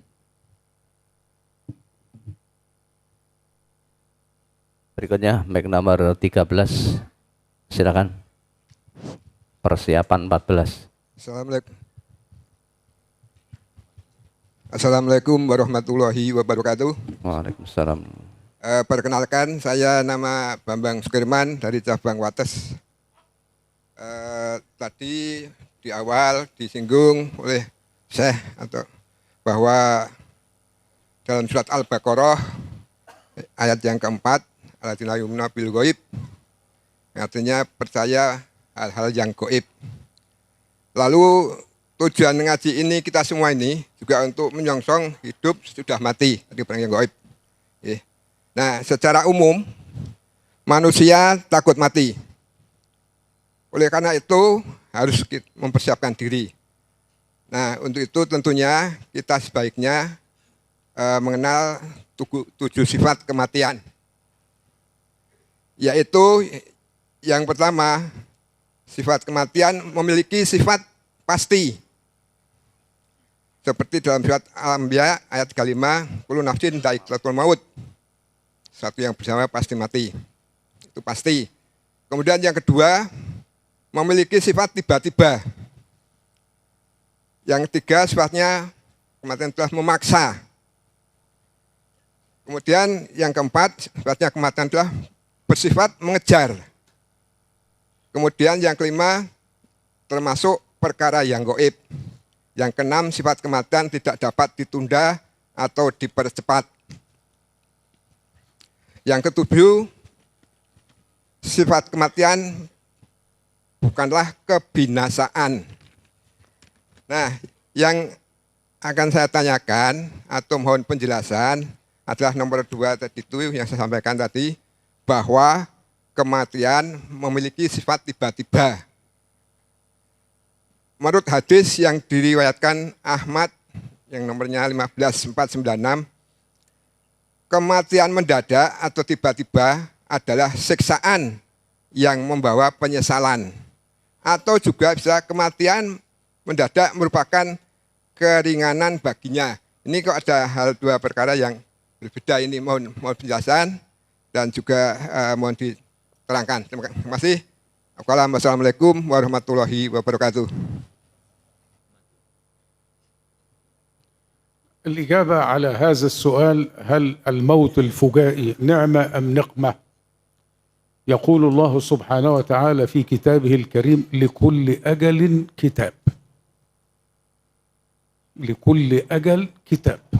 كل إنسان مكتوب له متى سيولد وأين سيولد ومتى سيموت وأين سيموت. فهذه القضية من القضايا التي لا يفكر الإنسان فيها. على المرء أن يسعى وليس عليه إدراك النجاح. أنت تأخذ خط وطريق الاستقامة والتقوى. أما أقول أنني سأموت غدا أو أموت كذا، لكن أقول لك الآن الموت الفجائي كثير لأسباب: إدمان المخدرات وأخذ بعض المقويات والأشياء ترفع هنا، تسبب أزمات قلبية. شاهدنا شبابا يأخذ أو يدمن، أو الرجل الذي يشرب سجائر كثيرة. السجائر، كثرة السجائر والدخان تقصر من العمر، لكن أيضا لكل أجل كتاب. نرى الذين علماء الكبار وشيوخ الأزهر العظام حتى في الديانات الأخرى الذين يلتزمون بالزهد في حياتهم وبالتحلي بالأخلاق الكريمة، نجد أنهم يعمرون ويعيشون أعمار تصل إلى 80 وإلى 90 سنة و100 سنة. لكن لكل أجل كتاب. الاستقامة هنا تحافظ على بدن الإنسان وصحة الإنسان، لأن الإنسان هنا بيسرف على نفسه. الذي يدخن كثيرا يسرف على نفسه، لأن الدخان مضر بالصحة. وهذا ليس كلامي، وإنما هو كلام منظمة الصحة العالمية. الدخان يؤذي الصحة ويؤدي إلى أن الإنسان يموت قصيرا. كمان الأشياء التي توضع في الطعام الآن أشياء صناعية تسبب السرطان والأمراض والأوبئة. لكن لابد أن يكون لدي، لا أفكر متى أموت وكيف سأعيش، علي وأقول اعملوا فسيرى الله عملكم ورسوله والمؤمنون. وأيضا لكل أجل كتاب. لا أفكر، أسير وأمشي أمام، لا أنظر إلى الخلف، لا أنظر إلى الخلف، إلى الأمام. قضايا من قضايا الإيمان. أنا لا أعرف متى أموت، لا أعرف متى أموت. ربما وأنا جالس معكم يحدث هذا، وأنا في طريقي إلى الفندق يحدث هذا، على الطائرة يحدث هذا. لكن أنا لا أشغل بالي بذلك. أنا مطلوب مني أحافظ على صحتي، أكل طعام صحي، لا أسرف في الدخان، لا أسرف في المخدرات، لا أسرف في المقويات والأشياء التي تسبب إرباكا لصحة الإنسان، تضر الكلية وتضر الرئتين وتضر القلب. Jadi Allah Subhanahu wa Ta'ala sudah menegaskan bahwa ajal itu sudah termaktub, sudah ditulis. Kapan, di mana, dalam kondisi apa. Kita nggak perlu memikirkan itu, ya. Dan kita juga nggak kepikiran kapan akan meninggal. Maka yang penting kita lakukan adalah kita istiqomah dan selalu berada di dalam ketakwaan. Ya. Sekarang ini banyak sekali orang-orang yang meninggal mendadak, tiba-tiba, masih muda. Nah itu karena banyak hal yang dia lakukan, yang dia konsumsi, termasuk obat-obatan, kimia, ya, doping, kemudian merokok. Jadi yang penting kalau kita itu sudah melakukan hal-hal yang lurus pada sifatnya, maka dan istiqomah, insya Allah, Allah Subhanahu wa Ta'ala akan memanjangkan umur kita, meskipun kita juga tidak tahu. Yang jelas, kalau kita melihat ulama-ulama yang dulu, mereka yang zuhud, kemudian yang akhlaknya baik, terkadang kita lihat mereka umurnya sampai panjang. Tapi kembali lagi bahwa ajal tidak ada yang tahu. Ya. Maka tidak perlu untuk dipikirkan, tidak perlu untuk dirisaukan, sebab kematian pasti akan datang. Bisa jadi beliau ya barusan mengatakan bisa jadi saya meninggal di sini setelah pengajian ini. Bisa jadi beliau meninggal pada saat perjalanan ke hotel. Bisa jadi beliau juga meninggal di pesawat. Ya. Maka itu tidak perlu untuk difikirkan, kita cukup senantiasa lurus, istiqomah, senantiasa berjalan di dalam ketakwaan. Soal akhir, Dokter. Hunaka ardul waqaf wa bina'uhu. Tamam. Walam yustafad minhu. Fa madza yalzamu alaina au madza ahsan syai' liya'mal waqif ya an هذا الأرض والمبنى. لماذا لم يستفاد به؟ ممكن أمور كثير يعني.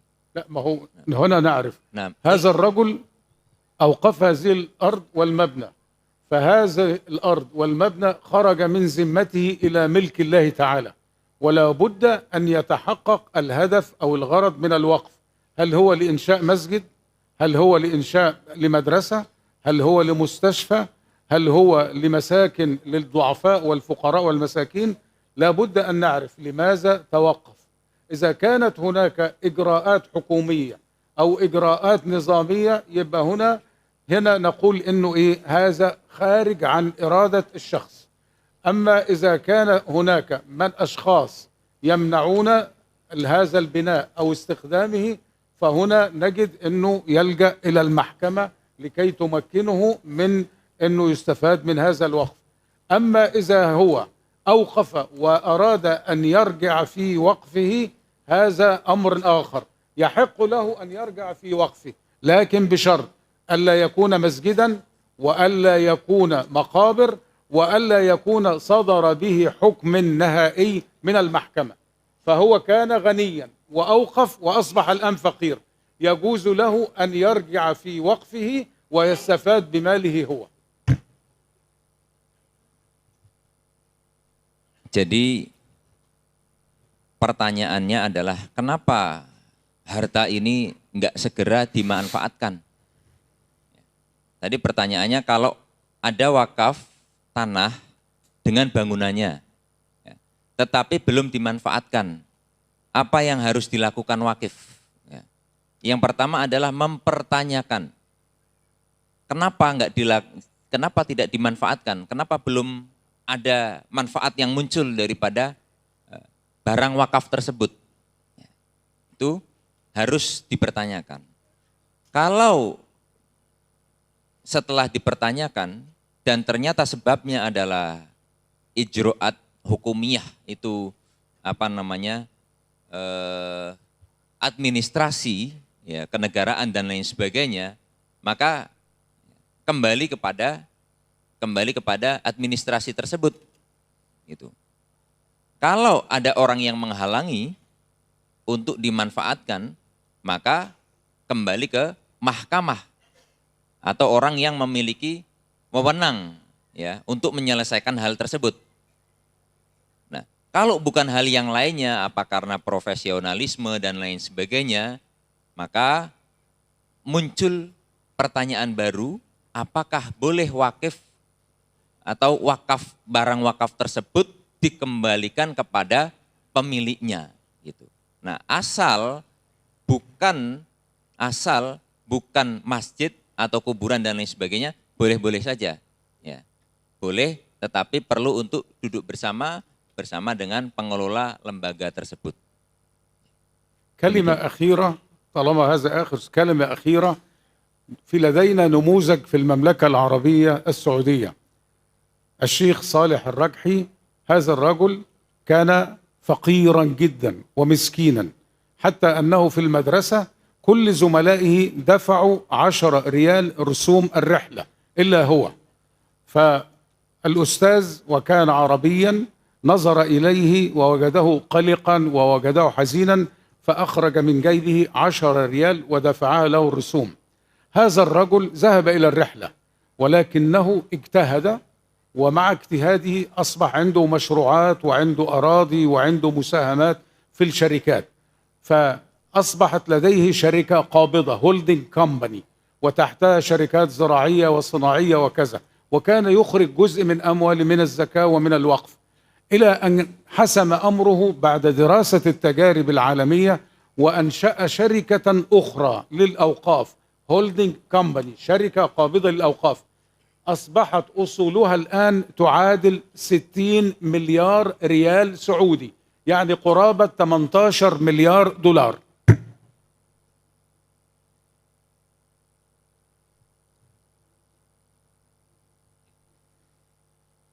Sebelum menutup, beliau ingin memberikan contoh. Ada seseorang di Saudi namanya Saleh Ar-Rajhi. Ini dulu miskin sekali. Beliau nggak punya apa-apa sampai bayar 10 real untuk piknik aja nggak bisa. Gitu. Nah, setelahnya beliau dalam kurun waktu tertentu beliau memiliki perusahaan holding company. Dari situ dikeluarkan zakat, dari situ juga dikeluarkan wakaf. Ya. Dan dari holding company ini, ya, setelah berjalan dengan baik, beliau mendirikan perusahaan baru. Yang perusahaan baru tersebut dikhususkan secara menyeluruh untuk wakaf, hasilnya diwakafkan. Hasilnya itu yakni sanawian. لا لا لا، هذا قيمة الأصول الآن 60 مليار ريال. يعني الآن هذا المبنى وكل الممتلكات. Setelah dikembangkan perusahaan tersebut yang wakaf itu, perusahaan wakaf beliau ini asetnya itu sampai 60 miliar real. value asset. قيمة الأصول. طيب، بعد هذا كلمة أخيرة في هذه المؤسسة، وهي مؤسسة عظيمة، وأسأل الله العلي القدير أن يحفظها وأن يحفظ القائمين عليها وأن يحفظكم. وأنا أرى في هذه المؤسسة عزة الإسلام ومجد الإسلام، حفظكم الله. كلمة أخيرة ونهائية، كل واحد منا مطلوب منه أن يخرج الزكاة إذا بلغت النصاب. يعني أنا أكلت وشربت وتبقى معي مال، هذا المال قيمته تعادل 85 جرام من الذهب، وحال عليها حول، وهذا المال خالي من الديون ومن الحوائج، أكلت وشربت وعندي مال فائض، هذا المال الفائض مر عليه حول، أخرج اللي هو ما يعادل قيمة 85 جرام. نشوف ثمن الجرام، ثمن الجرام هنا كم الآن؟ جرام الذهب كم؟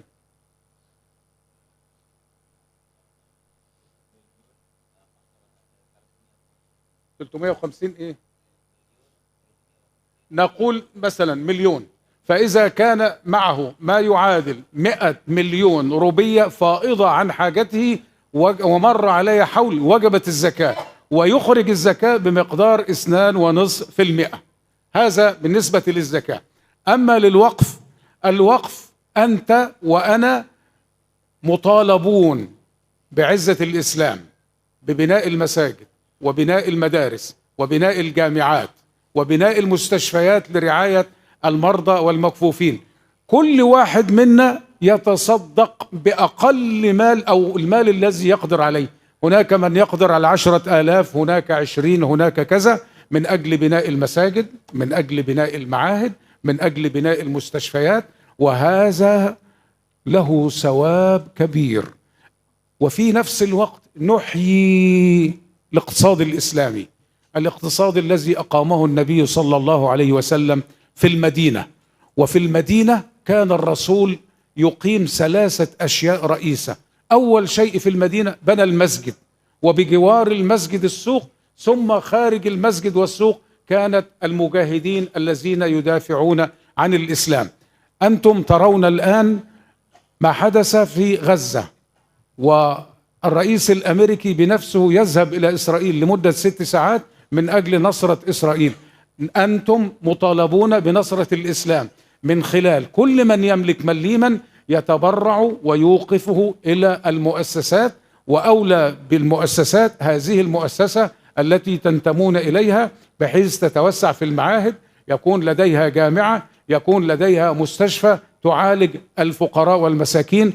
أقول قولي هذا وأستغفر الله لي ولكم، وكل عام وأنتم بخير، والسلام عليكم ورحمة الله وبركاته. Sebagai penutup, beliau melihat majelis tafsir Al-Quran ini menjadi titik daripada kemajuan umat Islam insya Allah. Ya. Beliau ingin menegaskan kembali tentang zakat dan wakaf. Kalau zakat itu setelah kita tiba haulnya selama 1 tahun, kemudian sampai pada nisabnya, lalu kita sudah potong keperluan-keperluan kehidupan kita, 2,5% kita zakatkan. Jadi ada ketentuannya. Tetapi kalau wakaf, ya, wakaf ini menjadi pendorong untuk kemajuan Islam yang lebih pesat lagi. Ya. Karena kita bisa menginfakkan harta kita, mewakafkan harta kita, siapapun yang memilih kemampuan. Mau kemampuannya 10.000, 200.000 sampai miliaran, itu bisa untuk wakaf. Maka kita perlu untuk melihat yayasan-yayasan, komunitas-komunitas dan lembaga-lembaga yang kredibel dalam mengelola harta-harta ini, supaya ya kelak bisa mendirikan masjid, mendirikan sekolah-sekolah, mendirikan universitas-universitas, dan menjadi poros utama pengembangan umat Islam. Demikian yang beliau sampaikan. Semoga kita semua mendapatkan berkah dari Allah Subhanahu wa taala. Aku qouli hada, wassalamualaikum warahmatullahi wabarakatuh.